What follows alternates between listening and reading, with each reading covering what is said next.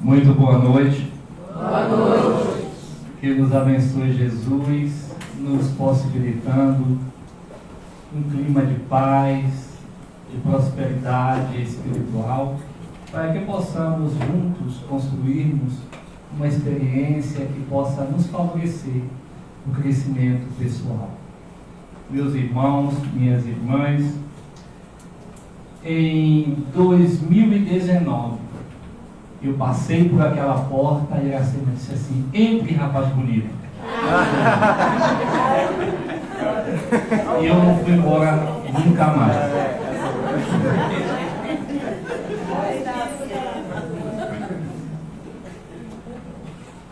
Sem a menor sombra de dúvida, esse momento que foi vivido aqui por todos nós, aonde foi pedido, que cada um contasse um pouco da sua experiência, de quando e como chegou aqui, são casos que somam-se, porque sem que a gente, por um segundo, possa imaginar que chegamos à casa espírita sem uma razão ou trazidos por um determinado motivo, desconhecemos os planos que são superiores, traçados que não enxergamos, que acabam nos reunindo e passamos a pertencer a essa grande família. Cada experiência que foi trazida, eu ficava pensando, por si só já daria uma palestra, porque se o tempo fosse permitido, eu tenho certeza que essas histórias se desdobrariam em momentos vividos aqui nessa casa, em experiências que essa casa pode oferecer. E quando eu digo isso, é porque eu também trago as minhas experiências, as minhas vivências. Eu comecei no movimento espírita muito cedo, comecei aos 14 anos de idade. Como eu gosto sempre de dizer, não tentem calcular minha idade. Esses cabelos brancos aqui é o shampoo que eu uso. A quantidade que eu tenho é muito grande, por isso eu não vou me desfazer. Mas eu comecei muito jovem, comecei aos 14 anos e trilhei por caminhos difíceis, como a grande maioria aqui. Vi as dificuldades que a casa tinha, pude contribuir, e eu acrescento a esse breve resumo que eu estou fazendo, que o momento mais enriquecedor para mim, na casa que eu iniciei, que foi a Casa de Caridade, Esperança e Fé, no Rio Vermelho, eu não sei se alguém aqui conhece essa casa, e quando eu cheguei era um espaçozinho bem pequeno, era uma garagem, que tinha sido cedida para que se fizesse ali as reuniões iniciais. E com muito esforço, tenho certeza que vocês estão aqui se empenhando, a cada dia, a cada ano. Lá nós estávamos também empenhados para adquirirmos a nossa sede própria. E naqueles dias que eram bastante difíceis, eu já estava frequentando já há algum tempo, mas o dia que foi, como eu já disse, o dia que foi mais especial para mim foi o dia que me foi dada uma tarefa, uma simples tarefa de chamar os nomes que estavam na relação para receber o farnel. Naquele dia foi um momento Fiat para mim. Foi o dia assim que eu me senti realmente pertencendo àquele grupo. Por que eu digo isso? Eu digo porque é muito importante que a gente se empenhe, que a gente abrace os trabalhos que a casa desenvolve, os trabalhos que a casa oferece à sociedade, como nos lembrou aqui nosso irmão Júnior. É muito importante porque isso leva a um sentimento de pertencimento. Pertencimento, isso é muito importante. Mas fiquem tranquilos, né, já utilizamos parte do tempo da palestra nessa conversa maravilhosa que nós tivemos. Eu pretendo não cansar vocês. O tema que trouxemos para essa nossa conversa de hoje é Eu Venci o Mundo, que na realidade está em João. A frase é bem maior que essa, né? Jesus nos convida a ter bom ânimo, né? Dizendo Eu venci o mundo, e ele nos faz esse convite, né? Para que juntos, né, com ele também nos tornemos vencedores deste mundo, né? Ele diz eu venci o mundo.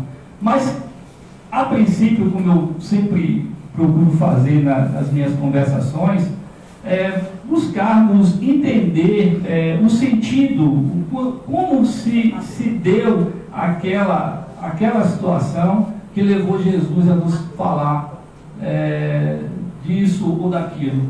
Então nós imaginemos, né, que eram dias difíceis, eram dias que exigiam de toda a sociedade judaica, exigia muito esforço, porque eles estavam numa situação muito difícil, numa situação onde eles estavam sob o domínio dos romanos, sofrendo castigos terríveis, né, taxados, né, de forma assim, absurda. Havia um descontentamento geral, e Jesus vem dizendo a eles que ele havia vencido o mundo e que com ele eles também venceriam, né? E como eu já disse, a princípio convidando a ter bom ânimo. Bom, que mundo é esse? Já que aquele cenário que incomodava a todos, ele permanecia. Jesus estava inserido naquela sociedade, naquele meio, passando também pelas dificuldades. E como ele haveria de ter vencido o mundo? Qual o verdadeiro sentido que ele falava? Então nós imaginemos que nos dias atuais, que são muito parecidos, embora já se passaram mais de 2000 anos, mas as dificuldades continuam, as dificuldades estão aí. O que é vencer o mundo? Bem sabemos que o mundo é a nossa casa, né? A nossa habitação maior, o planeta. Mas o planeta por si só, ele não vai agir diretamente na vida das pessoas. É a nossa atuação no mundo que vai produzir algo de bom ou de ruim. Não é o planeta. O planeta está aí. Eu acho bem interessante, né, que as pessoas dizem assim: as coisas estão muito ruins, muito difíceis, olha o mundo que meus filhos vão encontrar. Quando eles deveriam estar pensando: qual é o mundo que eu vou deixar? Qual a contribuição que eu vou dar para que tenhamos uma sociedade melhor, onde meus filhos possam viver de forma melhor, com qualidade de vida, né? Então, precisamos entender a nossa responsabilidade na construção de uma realidade de mundo melhor. Isso é muito importante. E não nos posicionarmos como aquele que espera que as coisas aconteçam para ele, sem que ele nada faça, sem com que ele venha imprimir alguma coisa positiva. É bem interessante analisarmos que reclamamos das coisas, mas devemos antes nos perguntar o que é que nós estamos oferecendo, porque é o eco da vida. Aquilo que eu mando, aquilo vai retornar, né? Então, é a compreensão da responsabilidade que todos nós temos de transformarmos o mundo para que ele se torne um mundo melhor. Todos nós somos responsáveis por construirmos o mundo que desejamos viver, e não passarmos a atribuirmos isso à responsabilidade dos outros. Mas voltando a mergulharmos, né, no pensamento crístico. Então Jesus falava de que mundo, né? Jesus falava daquele mundo onde os homens estavam extremamente vaidosos, extremamente egoístas, aqueles que viviam em conformidade com seus interesses, em detrimento dos interesses do coletivo, em detrimento do melhor para todos, viviam em busca do melhor para si. Era um mundo onde ditavam regras, que vivia no verniz da aparência, né? Percebemos isso claramente em vários episódios bíblicos, onde aqueles homens tinham uma postura de hipocrisia muito grande, e eu gosto sempre de dizer que Jesus era muito amoroso com todos, mas ele tinha um pulso firme com a hipocrisia. Aquele que chegasse para ele e dissesse assim: Senhor, eu sou um pecador, tenha piedade de mim. Esse, não, meu filho, vem cá.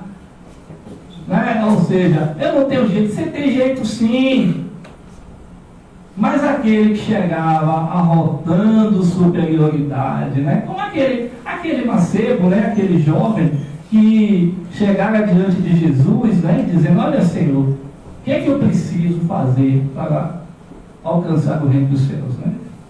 E aí Jesus fala para ele, né, que ele fizesse, que ele cumprisse as leis, né, que estavam lá estabelecidas, né, o decálogo. Ele diz: Senhor, isso eu já faço. Mas eu pergunto a vocês, será que nesse nível ainda que a humanidade se encontra, eu falo naquela época e afirmo com muita segurança que nos nossos dias cumpre direitinho aquilo lá. A coisa estava tão complicada que Jesus resume 10 em 2. Depois, é verdade, ele complica um pouco, né? Porque a princípio ele fala: amar a Deus sobre todas as coisas e o teu próximo como a ti mesmo, porque isso resume tudo, como ele mesmo falou, toda a lei e todos os profetas. Aí diz Chico Xavier, com muita propriedade, que ele complica lá na frente, que ele fala assim: lhe darei um terceiro mandamento. Eram 2. Esse foi o que complicou, porque ele disse assim: amar uns aos outros como eu vos amei. Aí ele se coloca como parâmetro, e aí exige bastante, né, de todos nós, né? E é o caminho, ele veio para ser modelo e guia, está certíssimo, está certíssimo. Mas aí nós analisemos, né? Analisemos que aquele jovem chega, aquele mancebo chega com aquela postura, né? Aquela autoridade: eu já faço tudo isso. Aí Jesus: pois bem, né? Então vá, venda tudo que tens, depois distribua aos pobres e venha e me siga. Aí o que aconteceu? Aquele jovem baixa a cabeça e vai embora. E aí é um comentáriozinho da narrativa bíblica: grandes eram as suas posses. Então nós entendemos que aquele homem que tinha posses tão grandes, como falou o Evangelho, ele não era dono de nada, embora aquelas posses ele administrasse, mas aquelas posses tinham um poder sobre ele, a qual ele não conseguiu se desprender para que pudesse seguir Jesus. É uma proposta bem simples se nós analisarmos, né? Entre aspas, né? E aí o que aconteceu? Aquele homem, de fato, se ele já estivesse naquele nível a qual ele havia se colocado diante de Jesus, aquele homem que era cumpridor das leis, será que isso seria uma dificuldade para ele? Então Jesus disse assim: ó, vou dar um apertozinho aqui. Jesus já viu que não. Então Jesus falou: vou dar um apertozinho aqui para ver o que vai dar. Aí Jesus dá o aperto. Ah, ótimo. Jesus não disse que ele não cumpria, não, que ele não era aquele homem que ele dizia ser, não. Disse: então vá, venda tudo que tens. Aí estabelece aquela condição a qual ele não consegue, né? Então, como dizíamos, Jesus, com a hipocrisia, Jesus era firme, muito firme. Então percebemos que esse mundo que Jesus nos chama à compreensão, para que de fato possamos empreender esforços para vencermos esse mundo, ele acaba por ser uma amarra difícil de desfazer. Mas por que é uma amarra difícil de desfazer? Porque ainda estamos sustentados em sentimentos que nos colocam numa condição que mais nos apresentamos como seres materiais do que espirituais. Temos, embora a mensagem de Jesus seja uma mensagem que nos convida a despertar esse ser espiritual, essa criatura espiritual, mas buscamos a mensagem e queremos viver na materialidade. Isso é muito forte. Eu me recordo de uma experiência que Dr. Bezerra de Menezes nos traz. Dr. Bezerra de Menezes, Chico dizia que era o apóstolo da caridade. Emmanuel, o apóstolo da disciplina. Dr. Bezerra de Menezes, o apóstolo da caridade. E ele conta, né, que Dr. Bezerra de Menezes é um dos episódios assim que eu me emociono muito, né, da experiência mediúnica de Chico. Ele conta que quando Emmanuel chegava nos trabalhos, né, porque o trabalho de Chico Xavier, ele tinha o trabalho das cartas consoladoras e das receitas, né? Quem coordenava as cartas consoladoras era Emmanuel.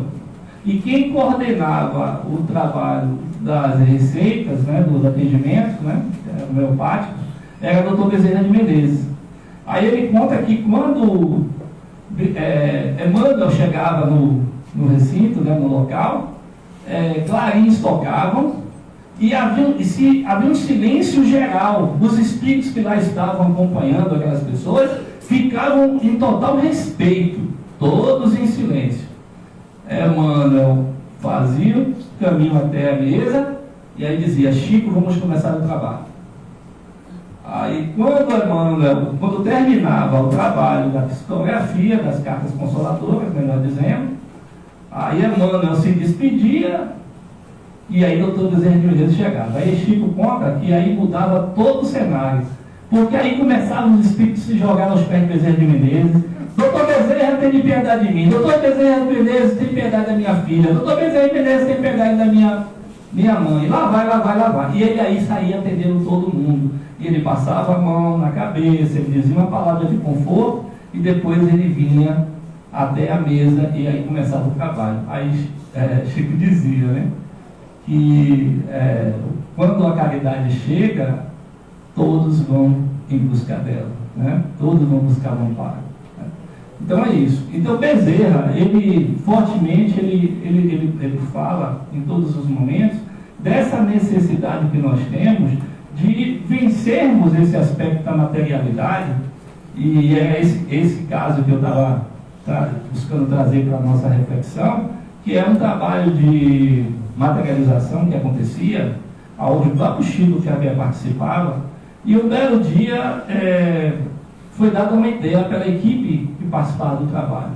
Sugeriu ao Dr. Bezerra de Menezes que dissesse a eles o número do jogo, digamos assim, semelhante ao nosso jogo da Loto hoje, que o Dr. Bezerra de Menezes desse os números para que o centro ganhasse o prêmio, né? Fosse o ganhador do prêmio daquele período, para que eles pudessem usar esse dinheiro, esse recurso, para construir um centro maior. E aí o Dr. Bezerra de Menezes ouviu aquele pleito e disse assim: vejo que está na hora de acabar com esse trabalho. Aí o pessoal: mas Dr. Bezerra de Menezes, por quê? Ele disse: porque a nossa proposta, ao se materializar, é espiritualizar vocês. Vocês estão propondo o contrário. Né? Então é isso. Então nós temos essa postura de profanarmos o sagrado. O sagrado nos chega para que a gente possa fazer essa revolução moral, e nós, embora estejamos ali dizendo o que queremos, mas agimos buscando cada vez mais ficarmos na materialidade. Então é o profanar o sagrado. Temos essa conduta e precisamos refletir muito quanto a isso. Então nós analisemos que a proposta do Divino Amigo Jesus, a proposta de transformação, a proposta de vencermos o mundo é buscarmos a superação dessas questões que nos levam a um condicionamento do ter em detrimento do ser. Do ter como se fosse a coisa mais importante no nosso processo de experiência aqui na Terra. Que é um processo, bem sabemos, um processo curto, é uma experiência curta. Quase que eu parto, né? Faltou um pouquinho assim para que eu já estivesse do outro lado do plano, no plano espiritual, do outro lado da vida, né? Quase, faltou um pouquinho. Por que não fui? Porque não passei no teste de qualidade. Disseram, não, você precisa ficar mais um tempo lá para ver se você melhora, depois a gente te traz. Então, seria mérito ir para o outro lado, né? Eu tive um infarto, acho que eu já contei essa história aqui, né? Eu tive um infarto e foi 100% de obstrução, e eu até fiquei assim, eu até trouxe, eu tive a oportunidade de trazer aqui para essa casa e para outras casas que eu tenho a oportunidade de falar, de contar, né? Transformei numa palestra, aconteceu comigo, e contei essa história para vocês, que foi uma experiência muito rica, muito interessante, né? E eu vou contar, espero contar muitas e muitas vezes, né? A irmã falou assim, até que Deus me leve, não foi? Mas quando a gente gosta muito do lugar, a gente pede para, não, deixa eu dar um recadinho e depois eu volto. Bom, então Jesus nos traz essa proposta de vencermos essa proposta que naquela época e em nossos dias, porque já se passaram, como eu já disse, já alguns milênios, mas que ainda não superamos, né? Então o que nós enxergamos nos nossos dias atuais? Nós enxergamos que fiquei até assim maravilhado quando eu recebi a notícia, né, que eu vi essa notícia, que existe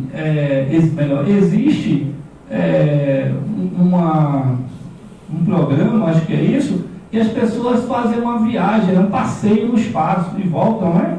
Então nós analisemos mundo onde poucos possuem tanto, porque é um custo muito alto fazer uma viagem dessa, que fazem um passeio no espaço, enquanto muitos não têm nem o que comer.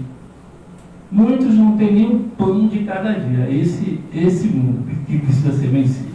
Que é esse contrassenso. Na codificação espírita, mais precisamente no Livro dos Espíritos, nós vamos encontrar a informação que o mundo tem condições de oferecer o necessário a todos. O necessário a todos. E por que esse necessário não chega para todos? Eles respondem a Kardec o porquê. Não chega para todos porque ainda somos egoístas. Então, uns querem muito, mais do que de fato precisam, não permitindo, né, esses poucos não permitindo que muitos tenham o necessário. Esse mundo precisa ser vencido. É necessário vencermos esse mundo onde algo maravilhoso que são as mídias, falando das questões atuais. Nós temos a internet, coisa maravilhosa, que deu um boom, que aproximou as pessoas, encurtou as distâncias. No entanto, muitos usando essa mídia para denegrir a imagem de pessoas,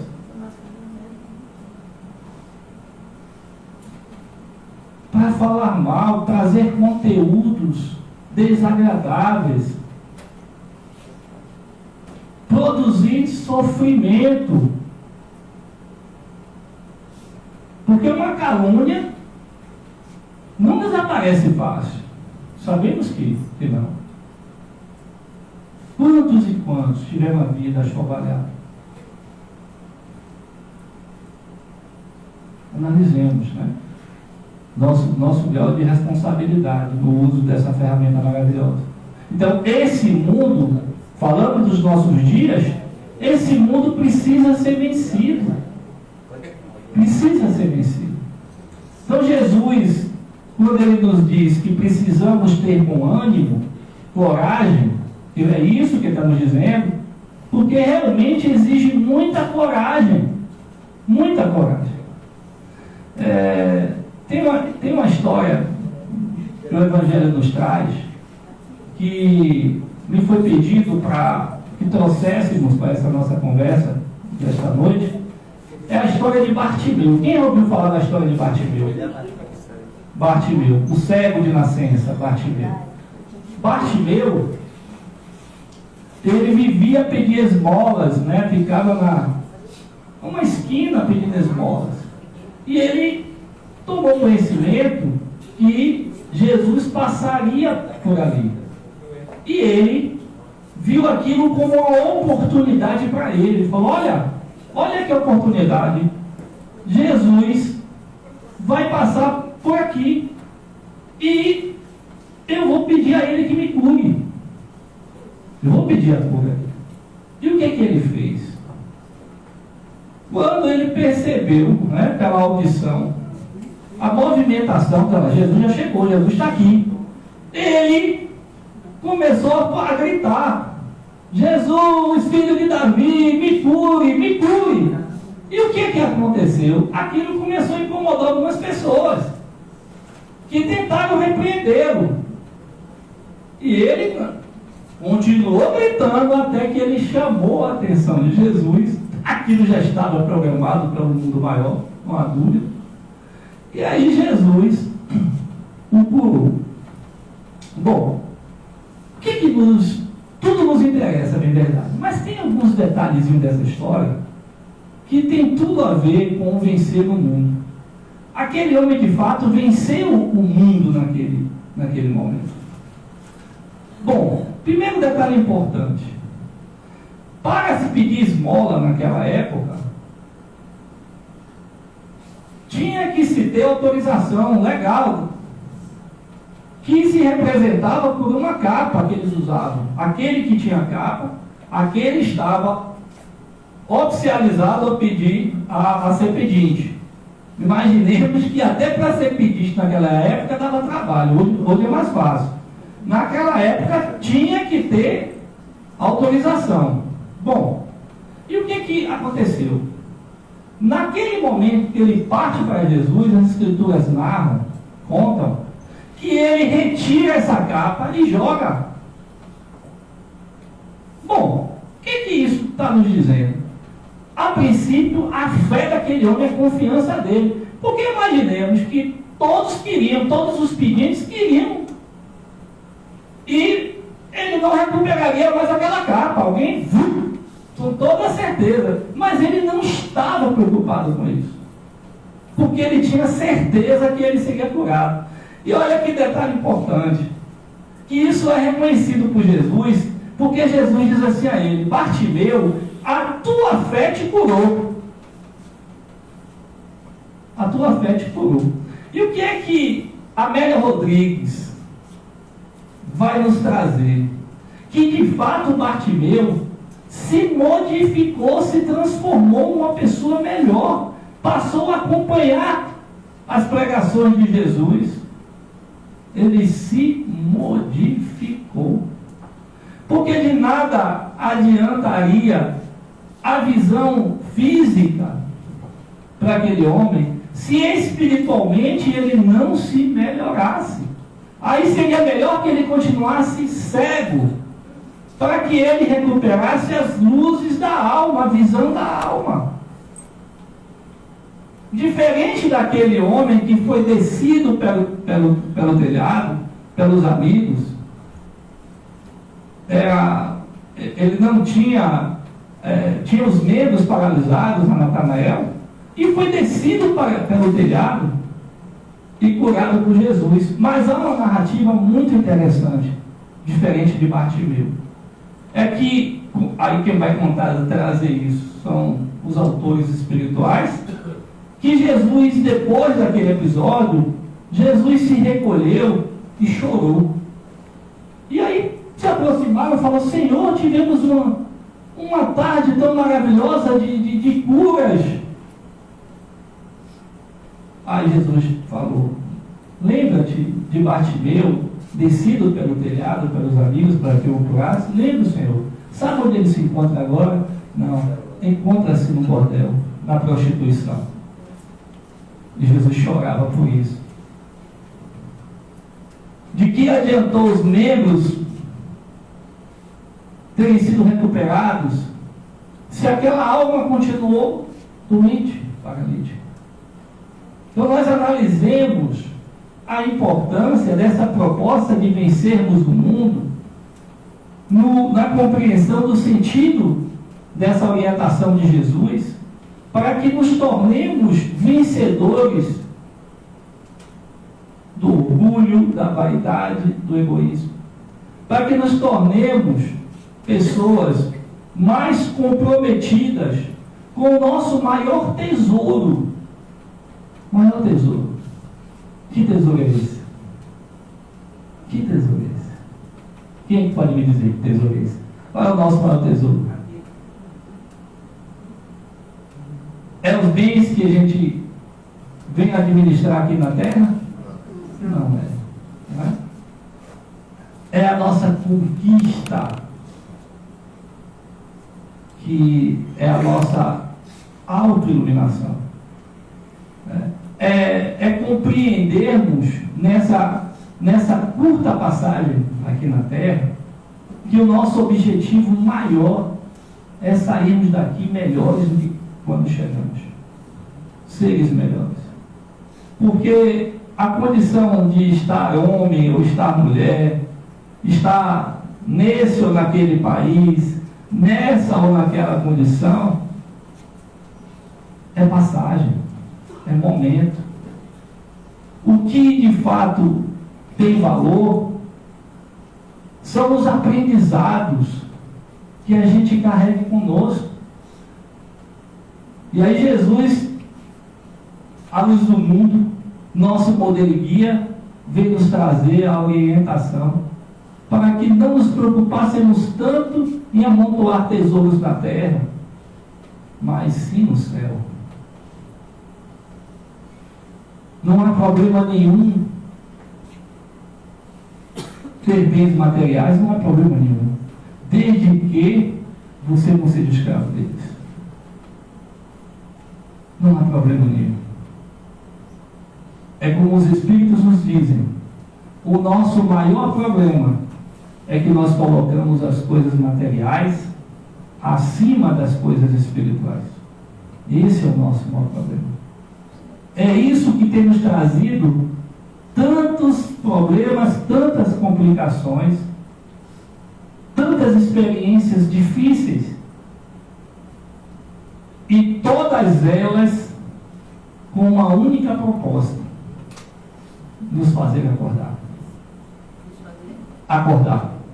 Enxergar. Para que possamos reescrever. Não é a história do outro, é a nossa própria história.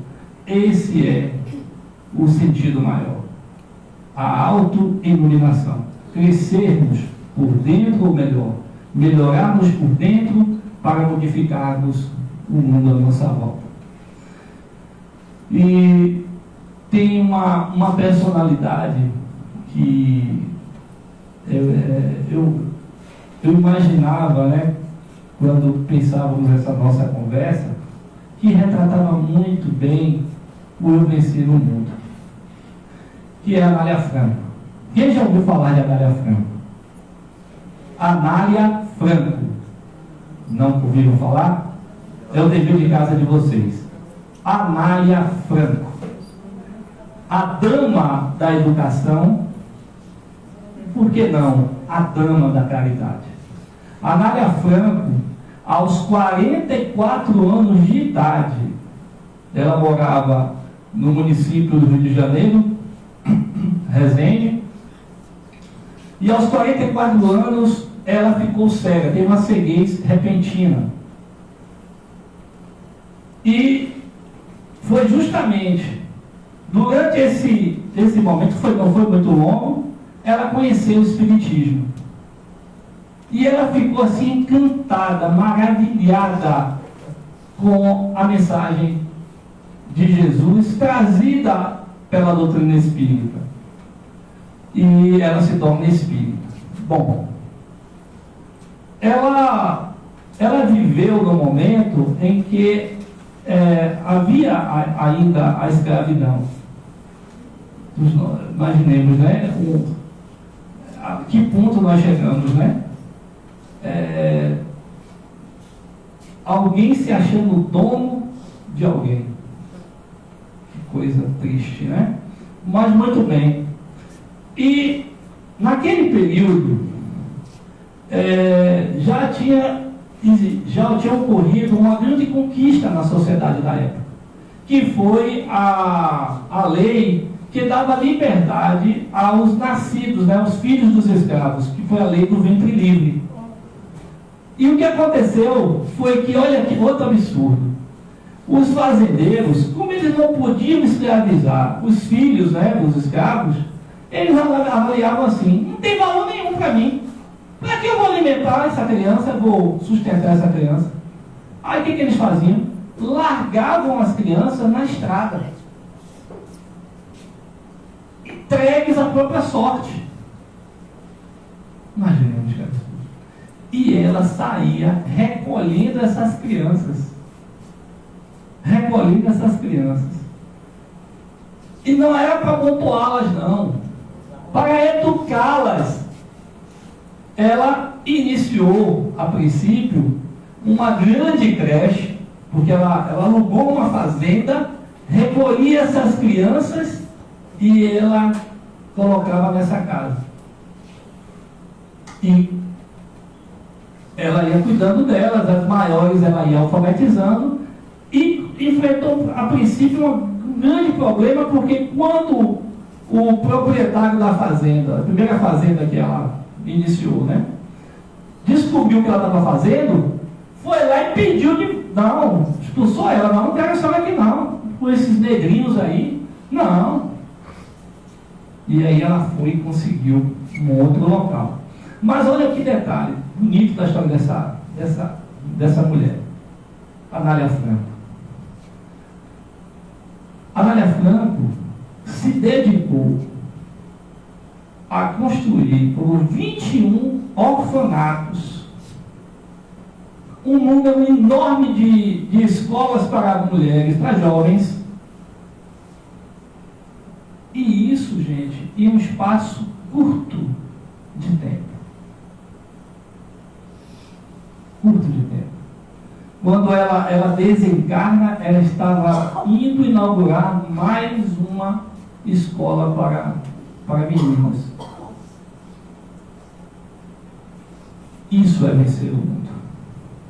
Ela não se deteve diante dos horrores que a sua época tentava impor como critério de valor. Ela não aceitou silenciar diante aquele horror. Fácil, com toda certeza, não foi. Não imaginemos aqui que foi para uma mulher, numa época tão difícil, de tantos preconceitos, fazer um trabalho como esse, que restaurou a vida de muitas crianças, muitas jovens, devolveu a elas a dignidade. Então essa foi a proposta que ela, quando ouviu, compreendeu, abraçou e conseguiu imprimir na sua época. E essa é a missão que Jesus nos traz a todos. Ouvir a sua mensagem, internalizá-la, transformá-la em bom ânimo para, mesmo diante das dificuldades, transformarmos a nossa própria vida e a vida daquelas pessoas que através do nosso exemplo também farão as suas modificações, se tornando criaturas melhores. Essa é a mensagem.